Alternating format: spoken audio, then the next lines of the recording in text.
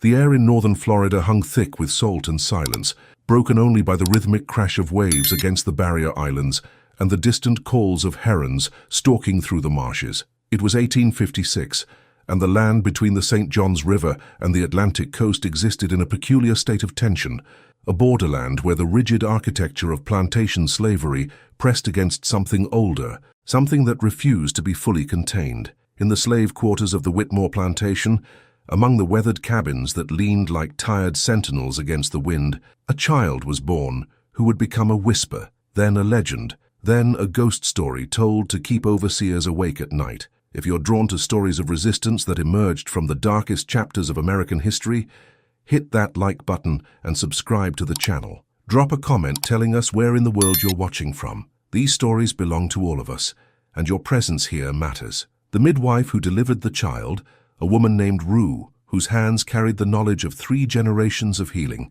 knew immediately that something was different. The birth came during a new moon, when the darkness was absolute and the only light came from a single candle that refused to stay lit. 3 times Rue had set flame to wick, and 3 times an unfelt wind had extinguished it, until finally she had worked by touch alone, her fingers reading the contractions like Braille, guiding the infant into a world that had no proper place prepared for her. When the child finally emerged, she didn't cry. She simply opened her eyes that seemed to hold flecks of amber even in that profound darkness, and stared at Rue with an intensity that made the old midwife's breath catch in her throat. The mother, whose name was Celia, had worked the Whitmore field since she was 6 years old. Her body bore the encyclopedia of slavery's cruelties.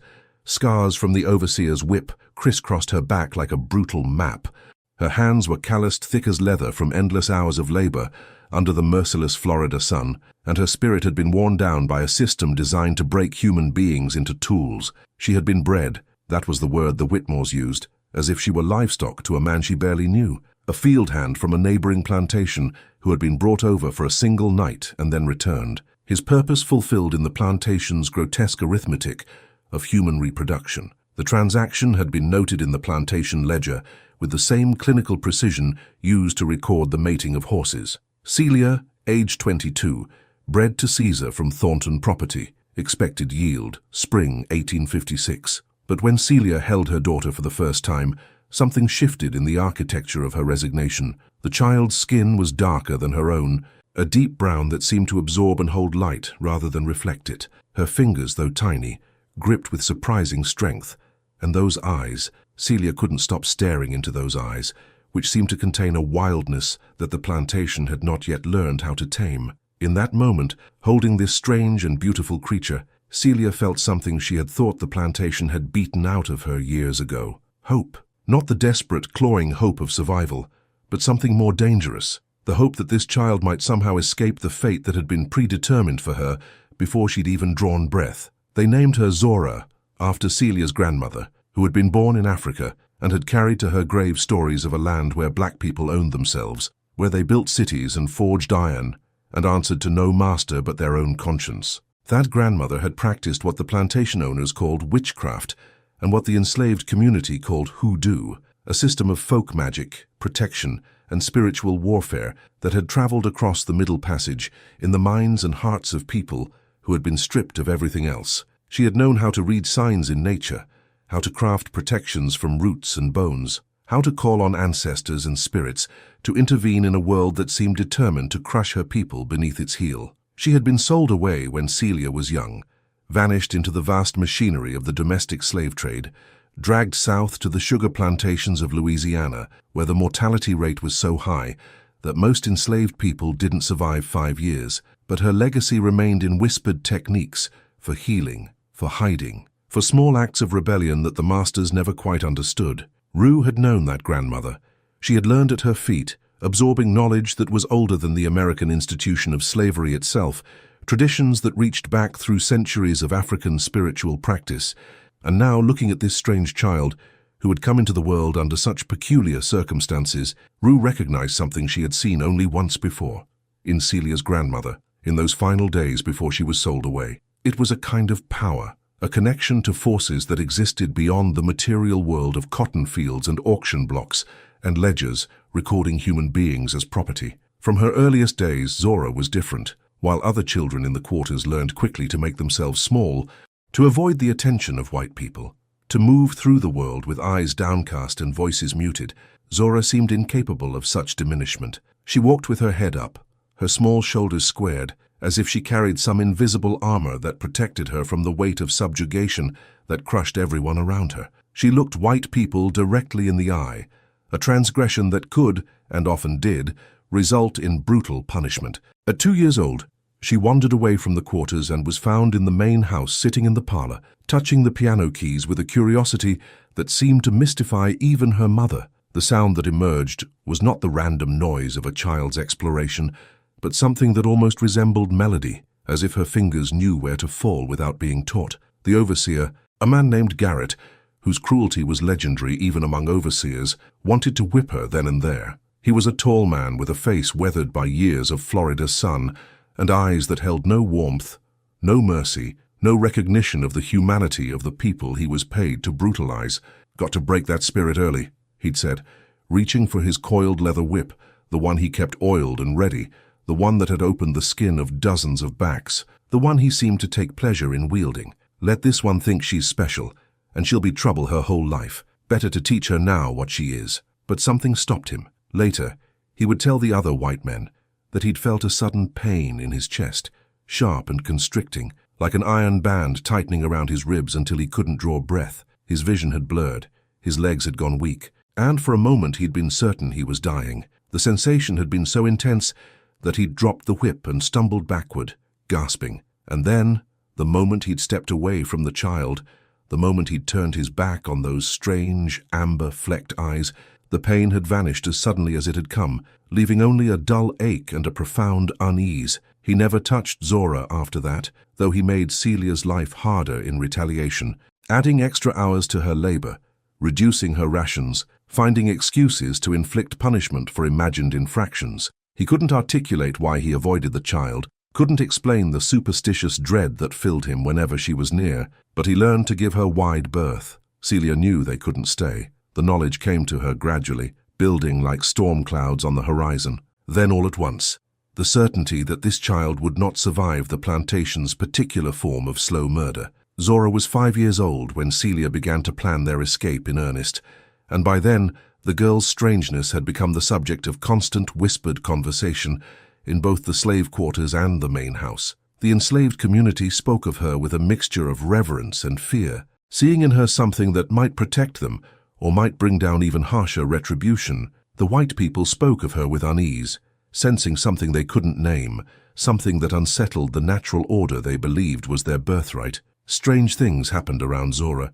Dogs that had been trained to track runaways, vicious animals that could follow a scent across rivers and through swamps, would circle her and then sit, refusing their master's commands, whining as if in pain. White people who looked at her too long would develop sudden headaches that bloomed behind their eyes like thorns, forcing them to turn away. The padlock on the smokehouse door had mysteriously opened when Zora stood near it one winter evening, allowing the enslaved community to take meat that would otherwise have been locked away, a small theft that kept them from starving during the lean months when rations were cut. Once an overseer's horse, a normally docile mare, had thrown him when he'd raised his hand to strike Zora for some imagined infraction, rearing up with such violence that the man had been hurled from the saddle. He'd broken his collarbone in the fall and had left the plantation shortly after, claiming the place was cursed. Rue, who still lived in the quarters and had become something like a grandmother to the child, began to teach Zora deliberately what she had previously taught in fragments and secrets.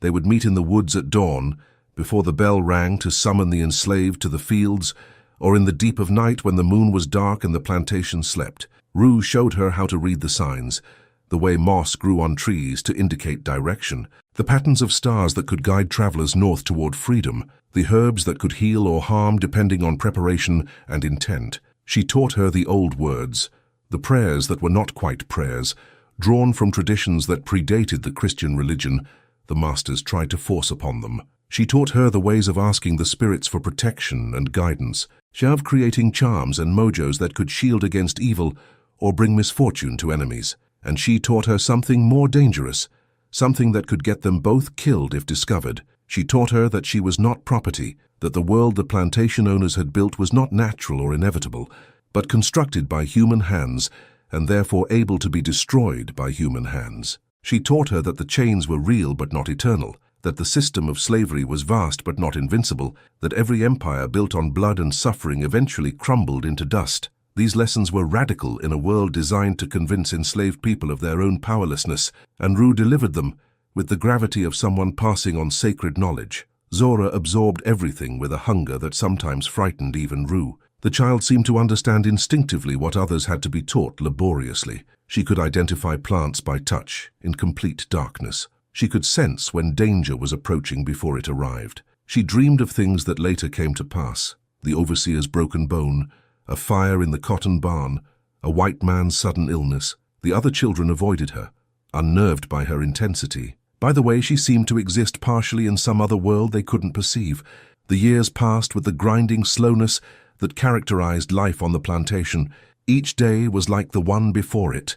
The same brutal labor, the same insufficient food, the same casual violence, the same systematic degradation designed to reduce human beings to beasts of burden. But beneath the surface monotony, things were changing. Zora was growing, and with her growth came a deepening of her powers, a strengthening of whatever strange connection she had to forces beyond the material world. The catalyst came in the autumn of 1861. The Civil War had begun that spring with the bombardment of Fort Sumter, and the plantation's white men were leaving to fight for the Confederacy's right to keep human beings in chains. Young Whitmore, the master's eldest son, had ridden off in his new gray uniform, speaking grandly of honor and heritage, of defending the Southern way of life against Northern aggression. The master himself was too old to fight, but he'd sent 3 of his 4 sons, keeping only the youngest to help manage the property. With fewer overseers and more chaos, with the structure of authority weakened and distracted, the possibilities for escape had widened slightly.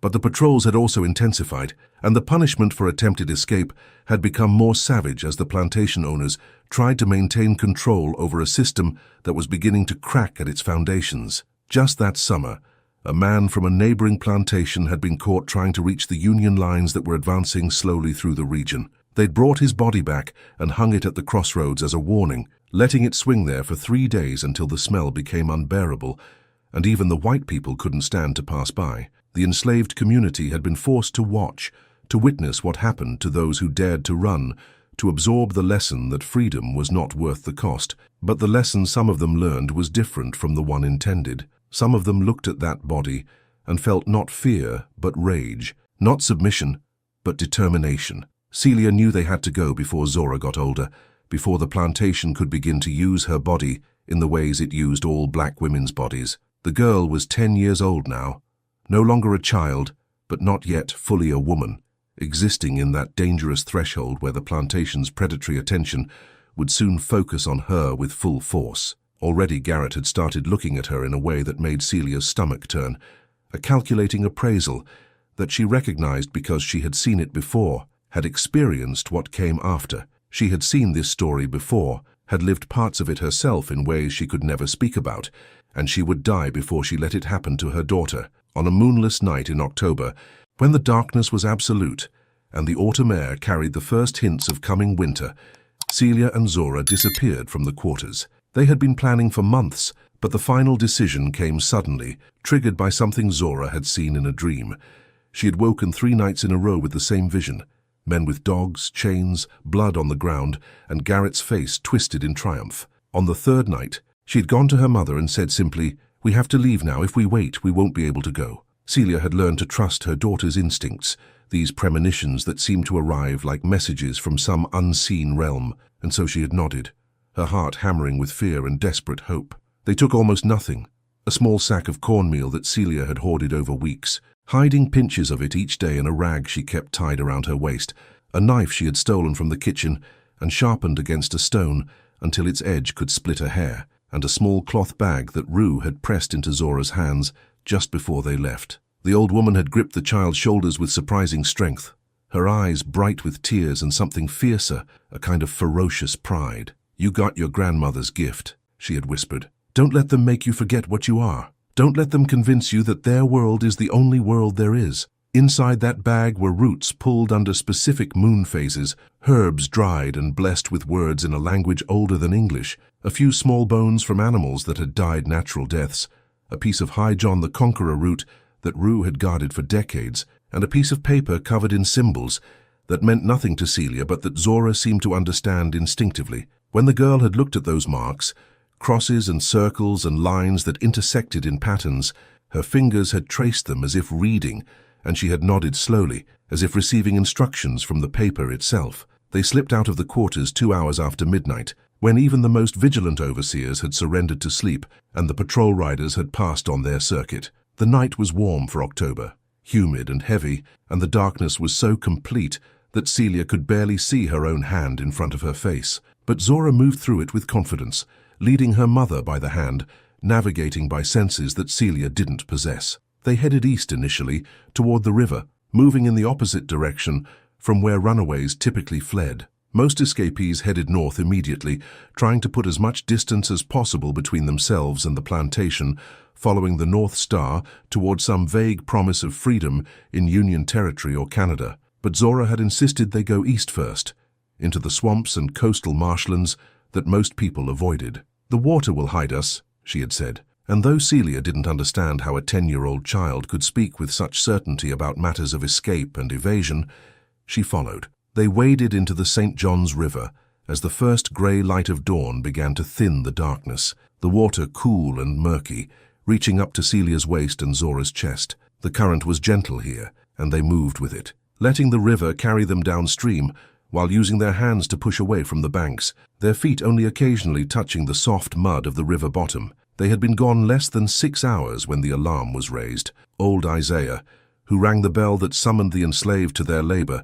had noticed immediately that Celia and Zora were missing from the morning count. He had hesitated, his hand on the bell rope, wrestling with a decision that could mean the difference between life and death for the runaways. Isaiah was nearly 70, too old to run himself, too worn down by decades of bondage to harbor much hope of freedom. But he remembered Zora, remembered the strange things that happened around her, and in that moment of hesitation he made a choice. He rang the bell at the usual time, as if nothing was wrong, and said nothing about the missing woman and child until the overseer made his own count an hour later. That single hour of delay would matter more than Isaiah could have known. By the time Garrett discovered the absence and reported it to the master, by the time old Whitmore's face had purpled with rage and the decision was made to summon the slave catchers, Celia and Zora had put crucial distance between themselves and the plantation. They had left the river and entered the coastal marshlands, a labyrinth of sawgrass and standing water, of hammocks of solid ground surrounded by channels too deep to wade and too shallow to swim, a landscape that seemed designed to swallow people and never give them back. By dawn of that first day, the slave catchers had been summoned. Leading the party was a man named Silas Crenshaw, whose reputation for brutality extended across 3 states and whose success rate in recovering runaway slaves was nearly perfect. He was a professional hunter of human beings, a man who had made a fortune from the suffering of others, and he approached his work with the cold efficiency of someone who had long ago stopped seeing his quarry as people. He traveled with a pack of 6 trained bloodhounds, animals bred and conditioned to track human scent across any terrain, and he brought with him 3 other white men who shared his profession and his complete absence of mercy. Crenshaw was a tall man with a face like weathered granite, clean-shaven in an era when most men wore beards, his jaw set in a permanent expression of grim determination. He dressed practically in dark clothes that wouldn't show dirt, wore boots made for long travel through difficult terrain, and carried a rifle across his saddle, along with a coiled whip and a set of iron shackles that bore the stains of old blood and rust. His eyes were pale grey, cold as winter sky, and they showed no more emotion when looking at a human being than when looking at a tree or a rock. He had been doing this work for 20 years, since he was barely more than a boy himself, and he had developed it into a science. When he arrived at the Whitmore plantation late that first morning, he listened to Garrett's report with half his attention, while his eyes scanned the quarters, reading the landscape, calculating angles and distances. "How long they've been gone?" he asked, his voice flat and professional. 7, maybe 8 hours, Garrett replied, his face flushed with anger and embarrassment. Their successful escape reflected poorly on an overseer, suggested weakness or negligence. Crenshaw nodded, showing no reaction to this information. 8 hours was nothing. He'd tracked runaways who had a 3-day head start. The woman and a girl child, you said? How old? Woman's 27, girl is 10. The girl slowing them down then. They won't make good time. Crenshaw dismounted and walked to the cabin where Celia and Zora had lived, his dogs straining at their leashes, eager to work. He entered the dim interior and spent several minutes examining the space, picking up a rag that still held Celia's scent, a small corn-husk doll that Zora had made, touching the pallets where they had slept. His dogs clustered around these items, their noses working, absorbing the scent signatures that would become their obsession for the next hours or days or however long it took. When he emerged, he seemed satisfied. Which way they go? We don't know yet. Tracks suggest they headed toward the river, but then that's where we start. Crenshaw swung back into his saddle with the ease of long practice. We'll have them before nightfall. Woman and a child can't outrun dogs, can't outrun horses. It's just a matter of time. But as the hunting party set off toward the river, as the dogs picked up the scent trail and began to bay with excitement, as Crenshaw settled into the familiar rhythm of the chase, none of them knew what they were actually pursuing. They thought they were hunting a desperate mother and her daughter, ordinary runaways driven by the common dream of freedom. They didn't know about ruse training, about the bag of roots and bones, about the dreams that came with warnings, about the strange things that happened around the girl with amber-flecked eyes. They didn't know they were hunting Zora. The dogs followed the trail to the river easily enough, their noses pressed to the ground, their muscular bodies quivering with purpose. They reached the bank where Celia and Zora had entered the water, and there they circled, whining in confusion, trying to pick up the scent on the opposite bank or downstream. Crenshaw watched them with narrowed eyes, reading their behavior. Most runaways who used water to hide their scent traveled a short distance and then emerged on the opposite bank, trying to throw off pursuit. But his dogs were finding nothing across the river. They went downstream, he said finally, stayed in the water longer than usual. Smart. There was no admiration in his voice, just professional assessment. Smart runaways were more challenging, but they always made mistakes eventually. Everyone did. Fear and exhaustion and hunger eroded judgment, made people careless.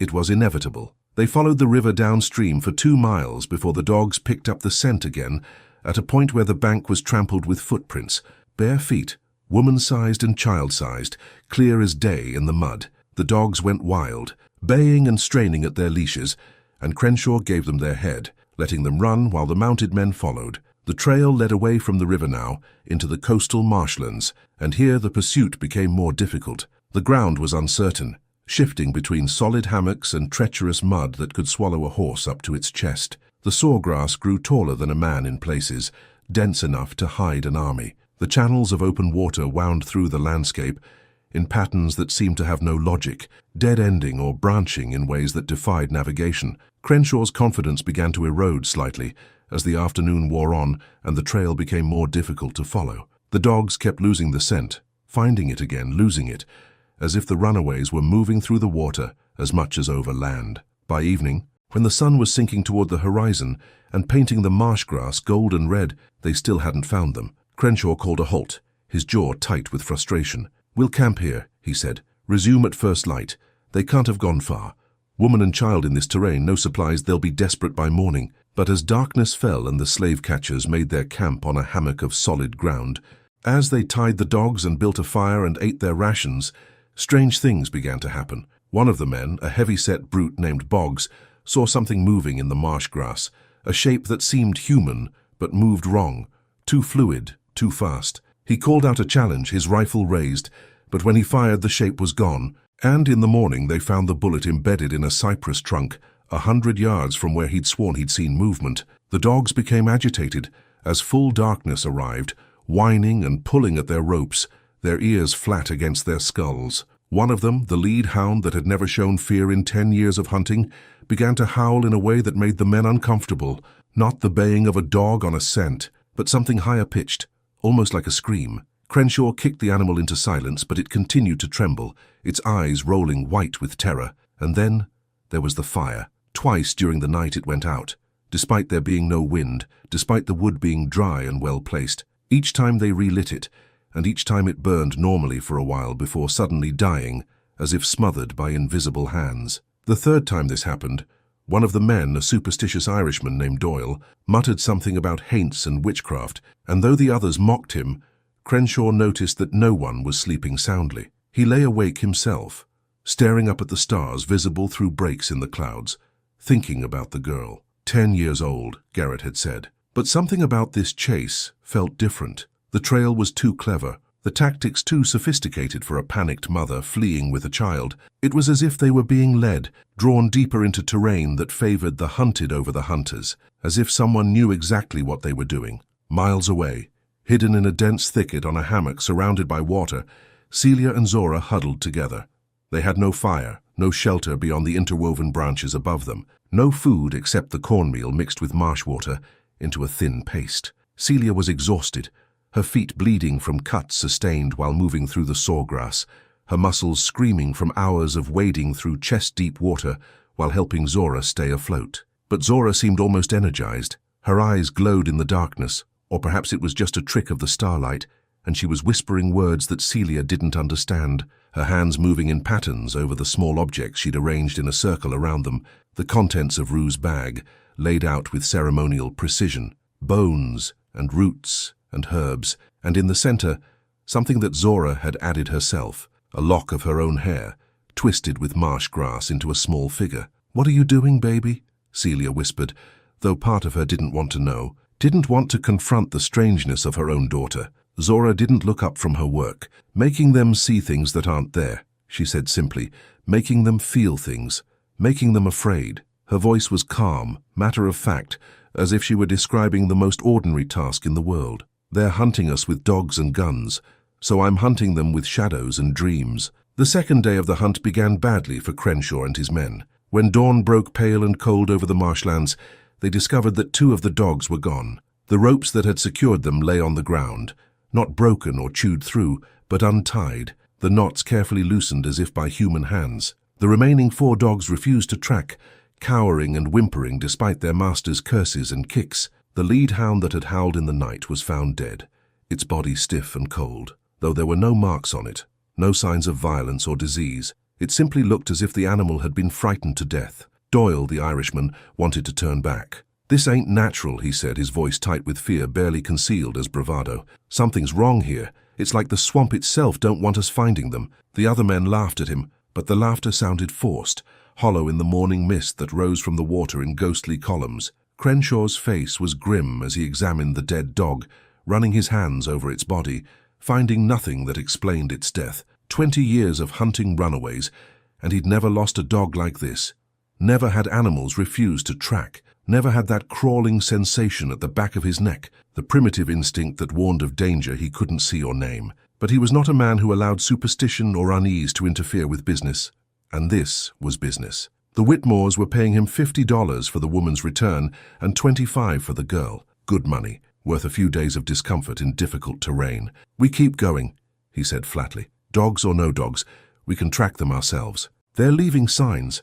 Broken grass, footprints, disturbed mud. They're human, not ghosts, and humans make mistakes." But even as he said it, he wasn't entirely certain he believed it anymore. They pressed deeper into the marshlands, following a trail that seemed almost too easy to read now that the dogs were gone. Footprints appeared in convenient places, as if pointing the way. Broken branches marked passages through dense vegetation. It should have made Crenshaw suspicious. It did make him suspicious, but there was nowhere else to go, no other trail to follow. The landscape had narrowed their options, channeling them along specific paths between expanses of water too deep to cross. By midday, they had entered a part of the marsh that seemed different from what they'd traveled through before. The water here was darker, almost black, and it smelled of decay and old earth. The trees grew strangely, their trunks twisted and their branches reaching out at odd angles like arthritic fingers. The silence was profound. No birds called, no insects buzzed, nothing moved except the hunting party and the slow ripples their passage created in the still water. It was Boggs who first reported seeing her. They had stopped to rest the horses and eat cold rations when he let out a shout and pointed toward a thicket about 50 yards away. "There! I saw the girl.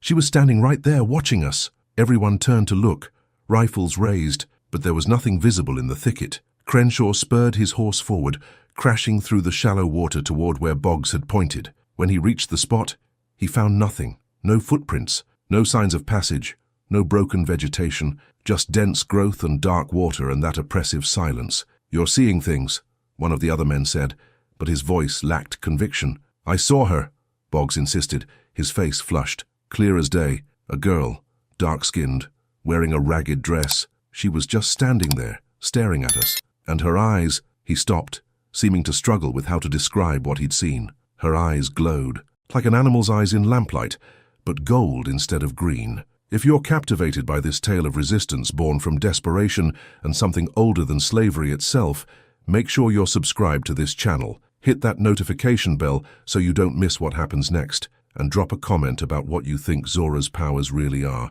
Are we witnessing hoodoo, something spiritual, or simply the power of belief weaponized against oppressors? Crenshaw said nothing, but his hand tightened on his rifle. He'd heard stories, of course, all slave catchers had.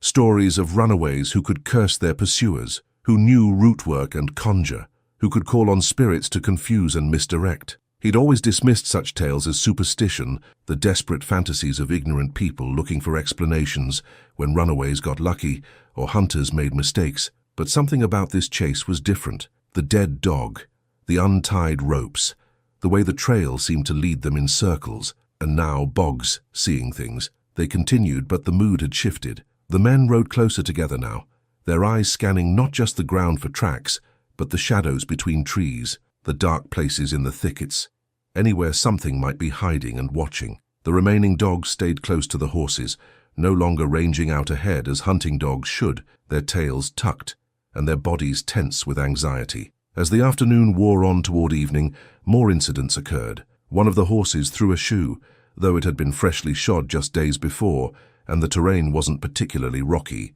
When they stopped to examine it, they found the nails had simply worked loose, all of them at once as if pulled out by invisible fingers. Another man, quiet fellow named Porter, began complaining of a headache that rapidly worsened until he was doubled over in his saddle, groaning with pain. The agony lasted perhaps 20 minutes, and then vanished as suddenly as it had come, leaving him pale and shaken, and the sightings continued. Each man, at different times, reported seeing the girl, sometimes close, sometimes far away, always watching with those strange eyes. She appeared and disappeared like smoke, there one moment and gone the next, impossible to pursue or corner. Crenshaw never saw her himself, which somehow made it worse, made him wonder if his men were losing their minds, or if something was deliberately showing itself only to them, playing with them like a cat with mice. By the time they made camp that second night, the party had traveled perhaps 10 miles deeper into the marsh and seemed no closer to catching their quarry than they had been at the start. Crenshaw studied his rough map by firelight, trying to make sense of their path, and realized with growing frustration that they'd doubled back on themselves at least twice, had circled landmarks they'd already passed. Either he'd been navigating poorly, which he didn't believe, or something had been subtly leading them astray, making them lose direction without quite realizing it was happening. "We should turn back," Doyle said again, his earlier fear now ripening into open dread. "This isn't worth the money. There's something wrong with that girl, something unnatural. We keep chasing her, we're going to end up dead in this godforsaken swamp." "No one's dying," Crenshaw snapped, but even he could hear the uncertainty in his own voice. "We're professional hunters. We don't get spooked by shadows and coincidence." "That dog didn't die of coincidence," Boggs muttered, "and I know what I saw. That girl is conjuring against us. My grandmother was from Louisiana, told me stories about hoodoo women who could—" "Enough!" Crenshaw's voice was sharp as a whip crack. "I don't want to hear any more superstitious nonsense.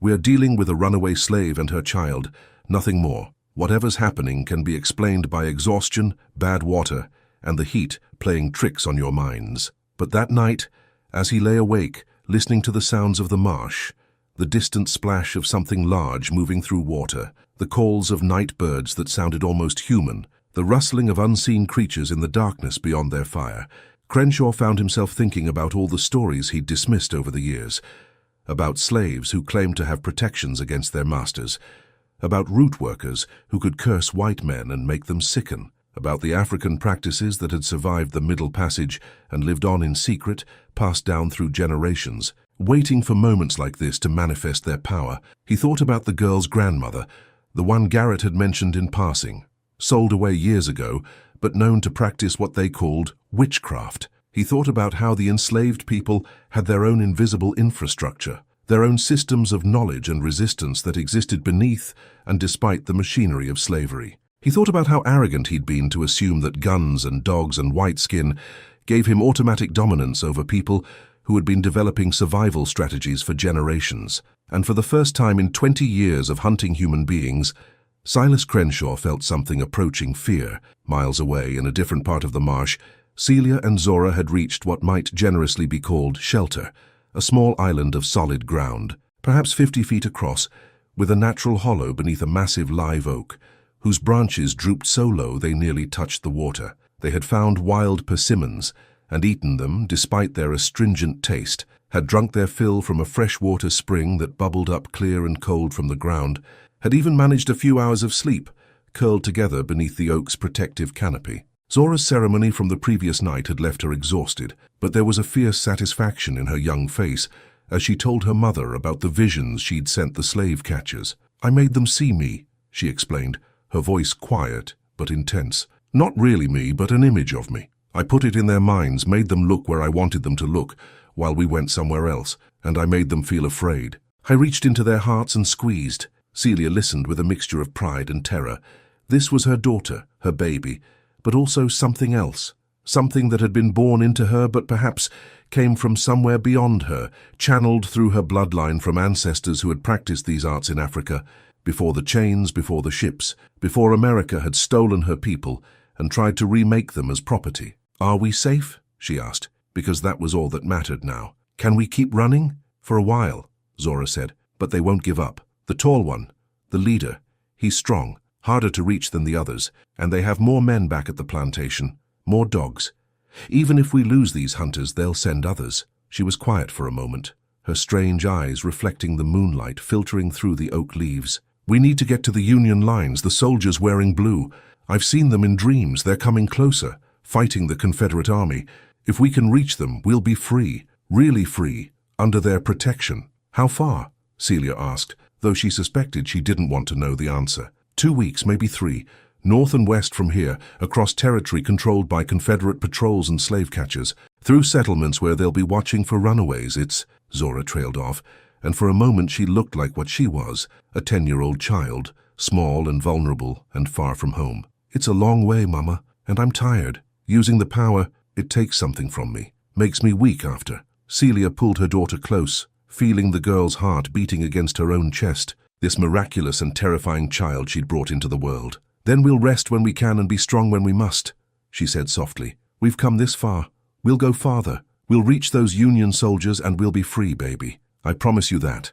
Or we'll die trying, and at least we'll die as people who fought, not as people who just accepted their chains." They slept fitly that night, taking turns keeping watch, knowing that the slave catchers would resume their pursuit at dawn. But something had shifted in the dynamic of the chase.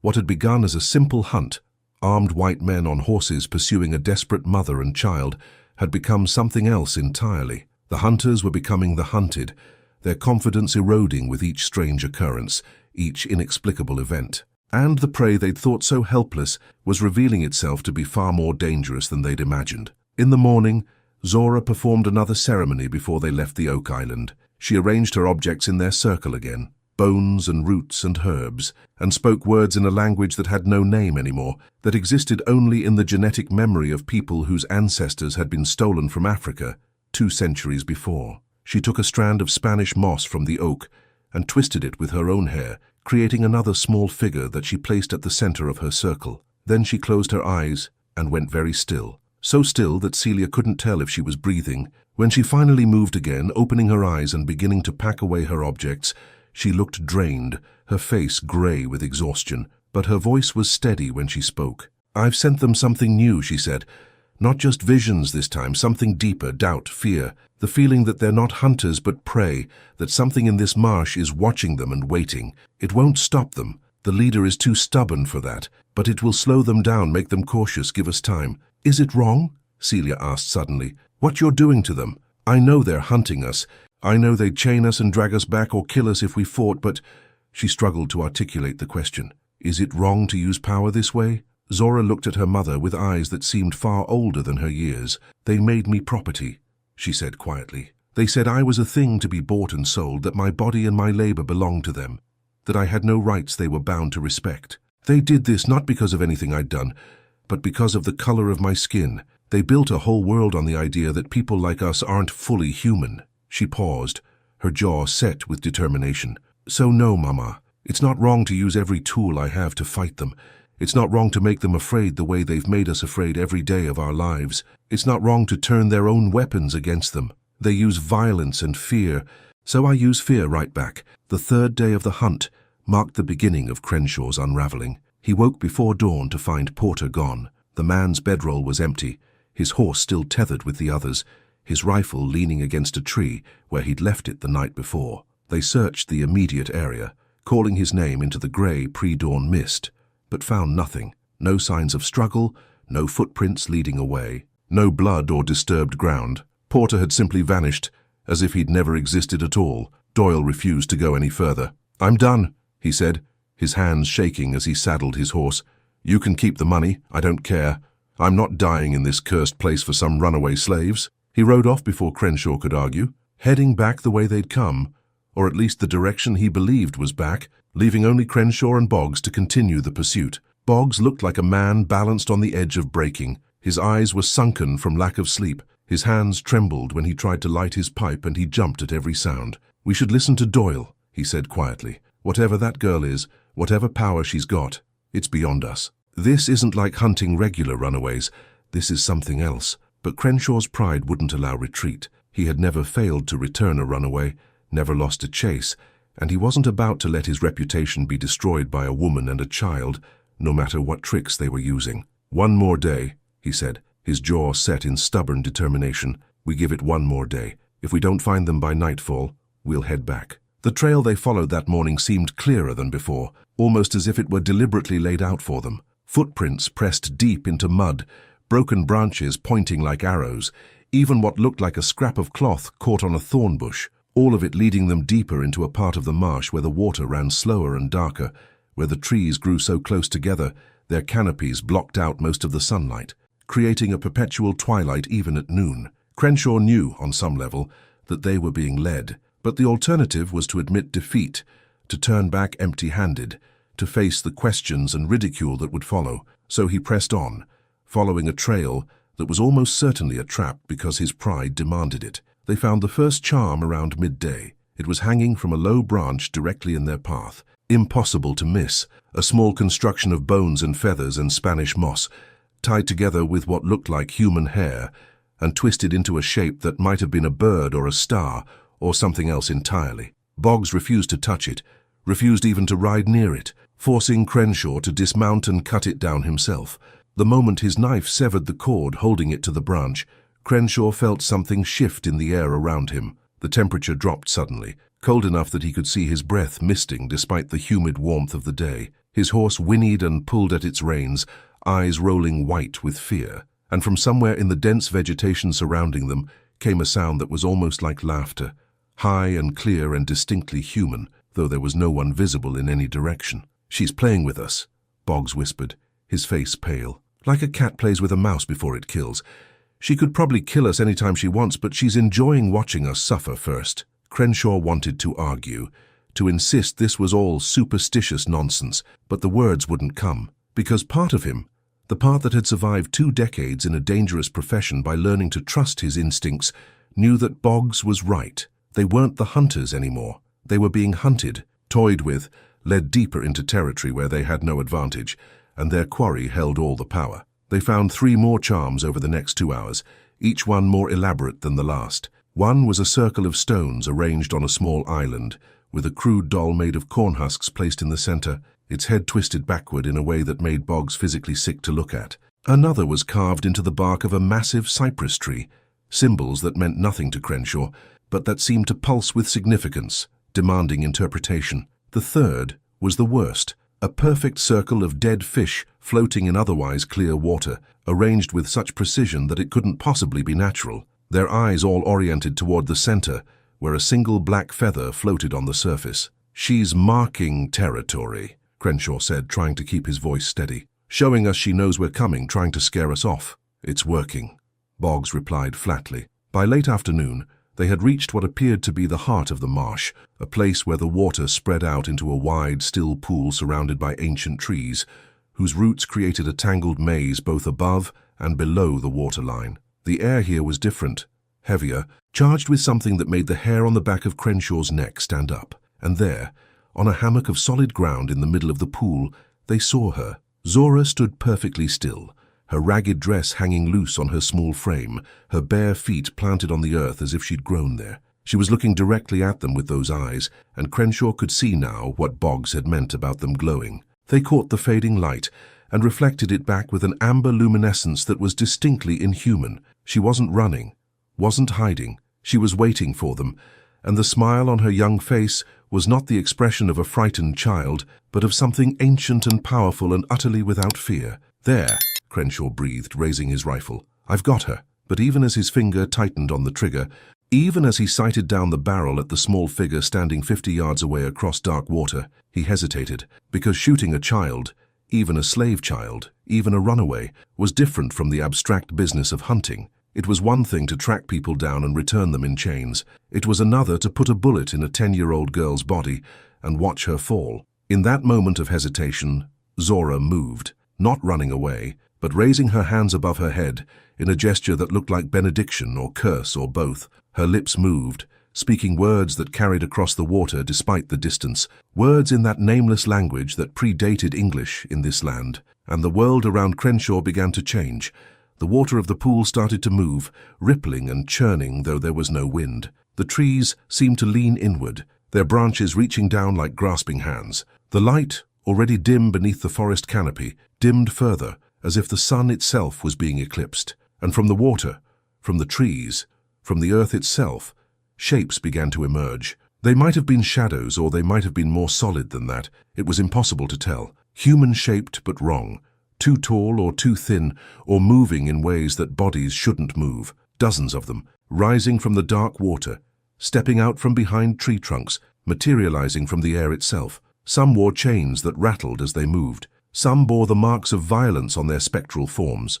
Whip scars, brands, missing limbs. All of them were moving toward Crenshaw and Boggs with a slow, inexorable purpose. "Ghosts," Boggs whispered, his voice breaking. "She's raising the dead. All the slaves who died in these marshes, trying to run, trying to be free. She's calling them up." Whether they were truly spirits of the dead or elaborate hallucinations created by whatever power Zora wielded, the effect was the same. Boggs screamed, a high, keening sound of pure terror, and turned his horse, spurring it back the way they'd come. The animal needed no encouragement, bolting through the shallow water with its rider barely managing to stay in the saddle. Crenshaw held his ground a moment longer, his rifle still trained on Zora, who stood watching him with those terrible eyes. The shapes were closer now, close enough that he could see their faces, or the suggestions of faces, twisted with suffering and rage, close enough to reach out and touch him. He fired.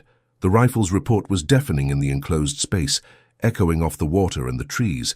But even as the bullet left the barrel, even as he watched it cross the distance toward the small figure on the hammock, he knew it wouldn't matter, and he was right. Zora didn't move, didn't flinch. The bullet struck the earth at her feet, and she simply smiled, a terrible smile that held no childhood in it at all, only power and vengeance, and a promise of worse to come. Crenshaw broke then. His legendary composure, built over 20 years of hunting human beings, shattered like glass. He wheeled his horse and fled, following the path Boggs had taken, riding as fast as the terrain would allow, branches whipping at his face and water splashing up around his horse's legs. Behind him, he could hear them, the shapes, the spirits, whatever they were, moving through the marsh in pursuit, their chains rattling, their voices raised in wordless cries that spoke of centuries of suffering, demanding justice. He rode for hours, or maybe just minutes. Time had lost meaning in the panic of flight. When he finally stopped, his horse lathered and trembling, he found himself alone in a part of the marsh he didn't recognize. No sign of Boggs, no sign of the spirits, no sign of anything familiar. Just endless water and trees and the growing darkness as evening approached. He was lost, completely, utterly lost. And for the first time in his adult life, Silas Crenshaw felt what the people he hunted must feel, the terror of being prey, the desperate uncertainty of not knowing if the next moment would bring capture or death or something worse. Meanwhile, Celia and Zora were miles away, moving steadily northwest through a different part of the marsh. Zora had collapsed after her working, the effort of creating those visions having drained her completely. Celia had carried her daughter on her back for the first hour, the girl's weight negligible, but her importance infinite, before Zora had recovered enough to walk on her own. "Did it work?" Celia asked as they paused to rest on a fallen log. Zora nodded weakly. "They won't follow us anymore. The tall one might survive the marsh if he's lucky, but he won't hunt runaways again. I made sure of that. Put something in his mind that he won't be able to forget." She looked up at her mother, and there were tears on her cheeks now, the first tears Celia had seen her shed since they'd fled the plantation. "I'm sorry, Mama. I know what I did was terrible, frightening people like that, making them see their worst fears, but I couldn't think of any other way to stop them." Celia held her daughter close, this child who was both victim and weapon, both innocent and terrible in her power. "You did what you had to do to keep us alive," she said softly. "In a world that treats us as less than human, we use whatever tools we have to survive. Don't apologize for that. Don't ever apologize for fighting back." They rested for a few hours, eating the last of their cornmeal and drinking from a clear stream, before continuing their journey as darkness fell. The worst of the pursuit was behind them now, but the hardest part of their escape still lay ahead. They had to cross Confederate-controlled territory, avoid patrols and settlements, find their way to Union lines that were constantly shifting as the war progressed. It was a journey that would take weeks, maybe months, and would demand everything they had. But as they moved through the night, Zora leading the way with her uncanny sense of direction, Celia felt something she hadn't felt in years, not just hope, but a kind of fierce joy. They were free. Not legally. The law still considered them property, and would until they reached Union protection, or the Confederacy fell. But in every way that mattered, in their hearts and minds and the choices they made, they were free. They had taken their lives back from the people who claimed to own them, and whatever happened next, no one could take that away. Behind them, somewhere in the dark marsh, Silas Crenshaw huddled on a small island, his rifle clutched to his chest, jumping at every sound. He would eventually find his way out, would emerge 3 days later, half-starved and completely broken, his hair reportedly gone white from whatever he'd experienced. He would never hunt runaways again. When people asked him why, he would only say that some prey was too dangerous to pursue, that there were powers in this world that white men's guns and dogs couldn't overcome. The story of the slave catchers who vanished into the Florida marshes, pursuing a woman and child, would spread. Some versions said the hunters had been killed by alligators or had drowned in quicksand. Others whispered about hoodoo and conjure, about a girl who could command spirits and strike white men down with curses. The enslaved community would hear these stories and pass them along, adding their own details and interpretations, transforming Zora from a real child into a legend, a symbol of resistance that grew larger with each telling. But the real Zora, the actual 10-year-old girl, was simply trying to survive another night of running, trying to get herself and her mother to safety, trying to live long enough to see what freedom actually looked like, beyond the abstract idea of it. She was powerful, yes, but she was also tired and scared and far from home. She was both the legend and the child, both the weapon and the victim, both the terror that haunted slave catchers' dreams, and the daughter who held her mother's hand as they walked through darkness toward an uncertain future. The journey north took 18 days, and each one tested them in ways that made the pursuit by Crenshaw seem almost simple in retrospect. The slave catchers had been a single, focused threat that Zora could confront directly with her powers. But the landscape of wartime Florida and southern Georgia was a maze of dangers that couldn't be frightened away or cursed into submission. Confederate patrols on every major road, settlements full of suspicious white people who would report any black face they didn't recognize, rivers too wide to wade and too dangerous to swim, stretches of open country where there was no cover and no way to hide. They traveled mostly at night, sleeping during the day in whatever concealment they could find.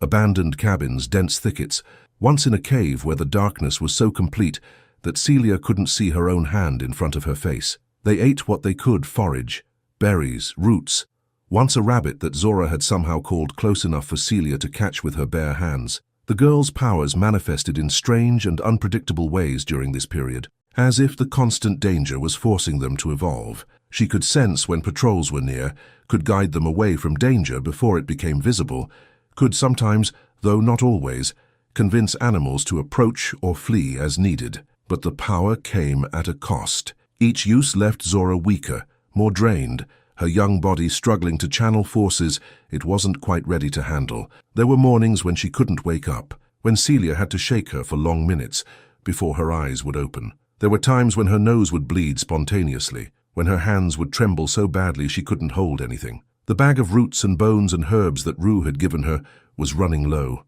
and without those materials to focus her workings, the power became more difficult to control, more chaotic in its manifestations. On the 7th night, they had their closest call since escaping the marshes. They were following a creek northward, using the water to hide their scent and mask their footprints, when they heard voices ahead, white voices, male voices, speaking in the casual tones of men who felt completely secure. Celia pulled Zora into the shadows, beneath an overhanging bank, just as a Confederate patrol came into view. 6 soldiers in gray uniforms, their rifles slung over their shoulders, moving along the creek bank in the same direction Celia and Zora had been traveling. They were so close that Celia could have reached out and touched the last man's boot as he passed. She held her breath, one hand clamped over Zora's mouth, though the girl hadn't made a sound. Both of them pressed flat against the muddy bank while the patrol walked by, not 5 feet away. The soldiers were talking about the war, complaining about their officers, speculating about when they might get leave,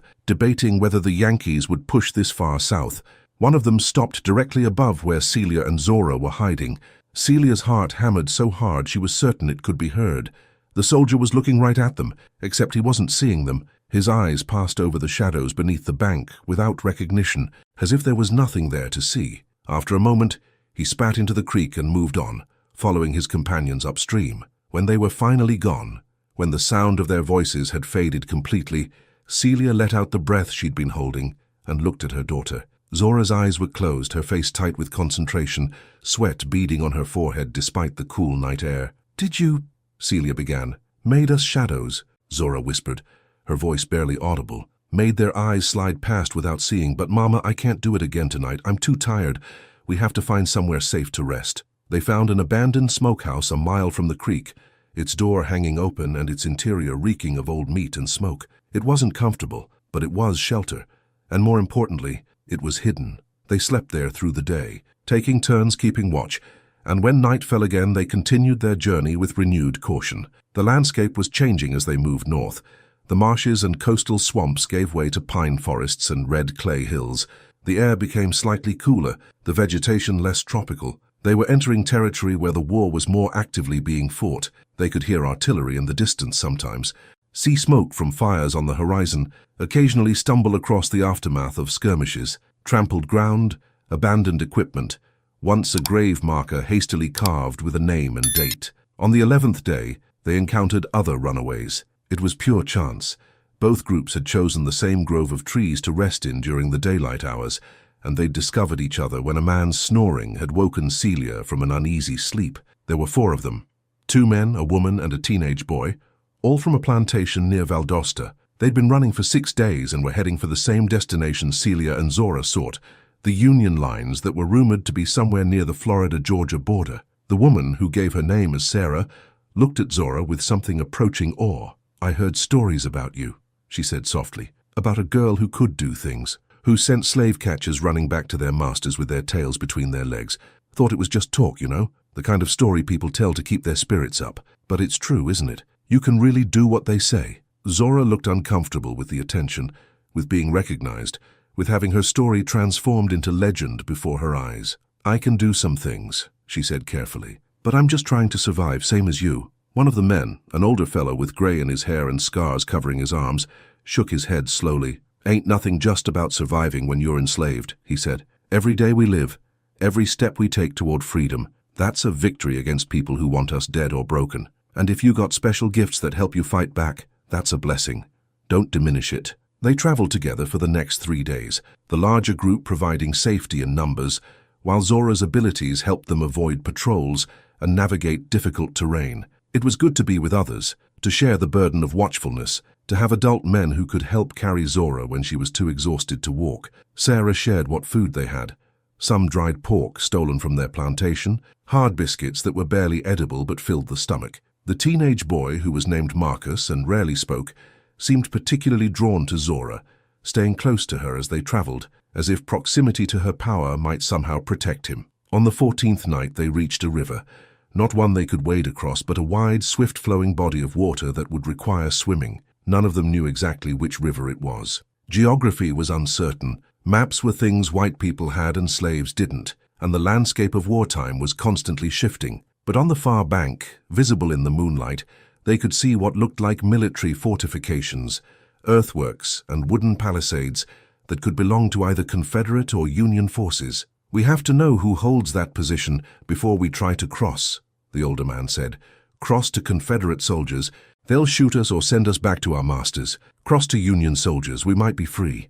"How do we tell?" Celia asked, though she suspected she already knew the answer. "Someone has to get close enough to see their uniforms, hear them talk, figure out which side they're on." He looked at the dark river, at the fortifications beyond. "It's dangerous. If they're Confederates and they spot whoever goes, that person won't be coming back." There was silence as everyone considered this, the weight of the decision pressing down on them. Finally, Zora spoke up, her voice quiet but steady. "I'll go. I can hide better than any of you, and if something goes wrong, I have ways of protecting myself." "No," Celia said immediately. "Absolutely not. You're 10 years old and you're exhausted. I won't let you—" "Mama." Zora took her mother's hand, and in that moment she seemed older than her years, older than she had any right to be. "This is what we've been running toward for 2 weeks. We have to know if those are our people or not, and I'm the only one who can do it without getting caught or killed. You know I am." The argument that followed was brief because deep down everyone knew Zora was right. Her abilities, whatever their source, however they worked, made her the logical choice for reconnaissance. Finally, reluctantly, Celia agreed, but only on the condition that if Zora wasn't back by dawn, the rest of them would assume the worst and find another way across. They watched as the small figure slipped into the water, moving with surprising confidence for a child who'd been raised on a plantation nowhere near rivers this large. Zora swam smoothly and quietly, barely disturbing the surface, her dark head occasionally visible in the moonlight before disappearing again. Within minutes, she'd reached the far bank and vanished into the shadows near the fortifications. The wait was agony. Celia stood at the water's edge, her eyes fixed on the spot where her daughter had disappeared, counting her own heartbeats, trying not to imagine all the terrible things that might be happening. An hour passed, then 2. The moon moved across the sky, and still there was no sign of Zora. Sarah came to stand beside Celia, not speaking, just offering silent support. The men maintained watch in different directions, alert for patrols on their own side of the river. And Marcus, the teenage boy, sat on the bank and cried silently, tears streaming down his face, though whether from fear for Zora or from the accumulated trauma of everything he'd experienced, Celia couldn't tell. Dawn was perhaps an hour away when Zora finally reappeared, emerging from the water with the exhausted smile on her face. "They're Union," she gasped, too tired to climb the bank without help. "The 54th Massachusetts Colored Regiment. I got close enough to hear them talking, saw their uniforms, even spoke to one of the sentries. He was black, Mama, a black man in a blue uniform, carrying a rifle, guarding a military position. And when I told him we were runaways, he said to wait until full light and then come across openly. He said they'd protect us." The relief that flooded through Celia was so intense it was almost painful. They had made it. After 18 days of running, of hunger and fear and exhaustion, of near captures and constant danger, they had finally reached Union lines. Freedom, real, legal, protected freedom, was just a river crossing away. They waited until the sun was fully up before attempting the crossing, partly to be visible to the Union sentries, and partly because Sarah couldn't swim and needed daylight to see what she was doing. One by one, they entered the water, helping each other across, the current strong but not insurmountable. As they swam, soldiers on the far bank watched them, rifles ready but not aimed. And when they finally dragged themselves onto Union-held ground, dripping and exhausted, a black sergeant came forward to meet them. "Welcome to freedom," he said, and his voice was gentle despite his military bearing. "You're safe now. The United States Army protects all people fleeing from slavery. You won't be sent back, you won't be harmed, you're free." Celia collapsed onto the ground and wept. Great, wrenching sobs that she'd been holding back for weeks, for years,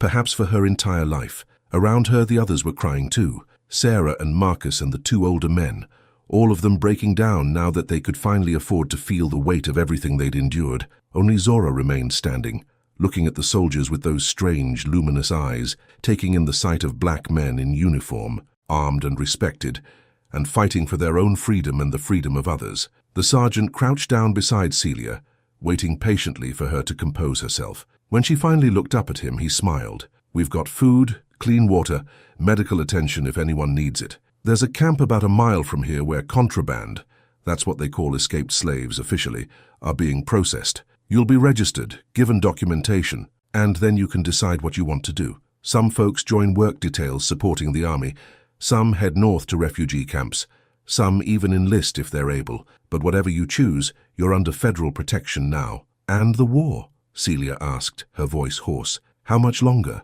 The sergeant's expression grew somber. Hard to say. Could be months, could be years. The Confederacy is fighting hard, and they've got good generals and men who believe in their cause. But we've got more men, more supplies, and we've got righteousness on our side.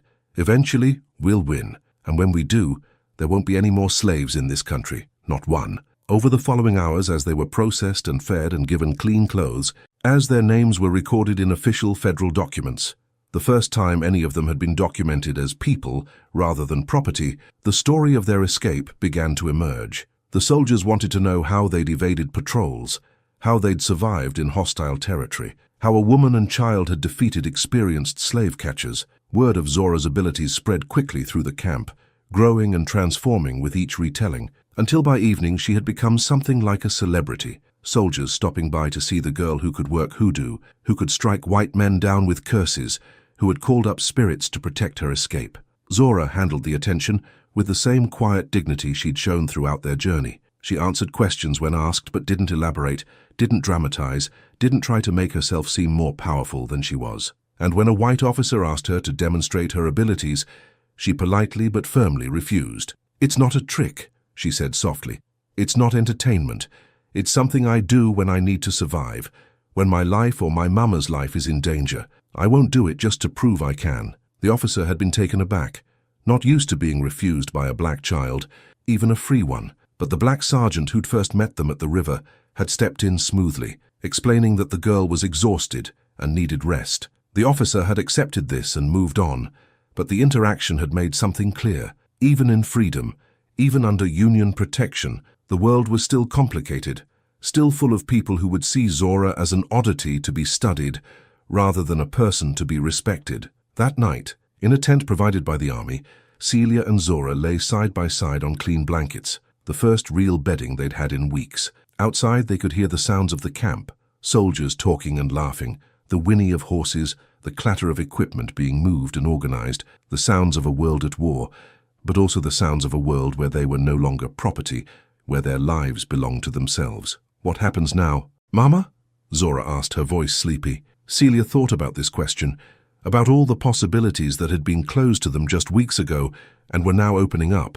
"We live," she said finally. "We figure out what freedom actually means, what we want to do with lives that are finally our own. Maybe we go north, find a city where we can work and build something. Maybe we stay and help the army, contribute to winning this war. Maybe you learn to control your gifts better, find someone who can teach you more than Rue could. Whatever we do it as free people." "And the plantation?" Zora's voice was very small now. "Master Whitmore, Garrett, all of them, will they ever pay for what they did?" Celia was quiet for a long moment. "I don't know, baby. There's talk of justice after the war, of punishing the traitors who tried to tear this country apart to keep us enslaved. But talk is cheap, and powerful white men have a way of avoiding consequences. Maybe they'll pay, maybe they won't. But here's what I do know. We got free. We took ourselves out of their power, and we did it using strength they didn't even know we had. That's a kind of justice all by itself." Zora nodded against her mother's shoulder, and within minutes she was asleep, her breathing deep and even, her body finally able to rest without fear. Celia stayed awake longer, thinking about everything that had brought them to this moment. The birth under a moonless sky, the strange powers that had manifested in her daughter, the brutal years on the Whitmore plantation, the desperate flight through marshes and forests, the slave catchers who'd hunted them and been defeated by a 10-year-old child wielding forces older than slavery itself. Their story would spread, she knew. It was already spreading. Soldiers would tell other soldiers, who would tell civilians, who would tell newspapers. The tale would grow and change, would become legend and myth, would inspire other enslaved people to believe that resistance was possible, that the masters were not as invincible as they pretended to be. Some versions would exaggerate Zora's powers, would make her into a supernatural being rather than a child with strange gifts.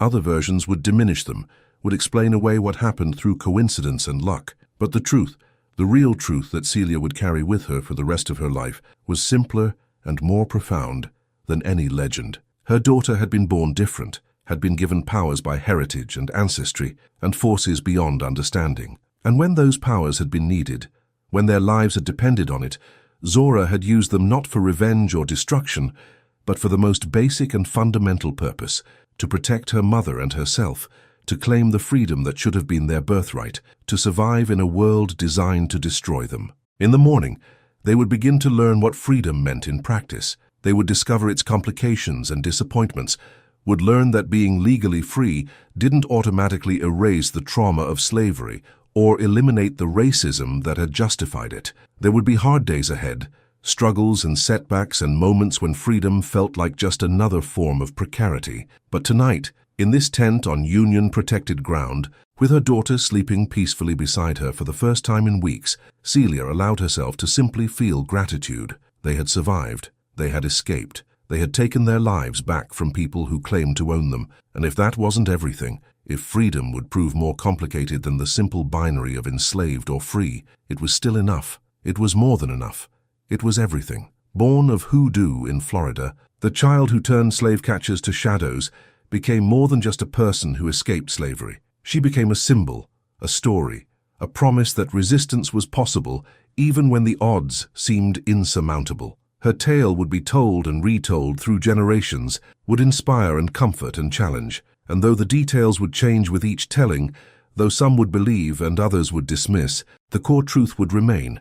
In America's darkest chapter, in the heart of a system designed to reduce human beings to property, a 10-year-old girl had found power that the masters could neither control nor comprehend, and she had used it to write her own story of freedom. Thanks for watching this journey through one of history's most powerful stories of resistance and survival. If this tale moved you, make sure you're subscribed to the channel, hit that like button, and share this video with someone who needs to hear stories of courage and resilience. Drop a comment below telling us what you think. Are there other stories of resistance from slavery's darkest days that we should cover? Your engagement helps these important histories reach more people. Until next time, remember, the stories of those who fought for freedom, in whatever ways they could, deserve to be told and remembered.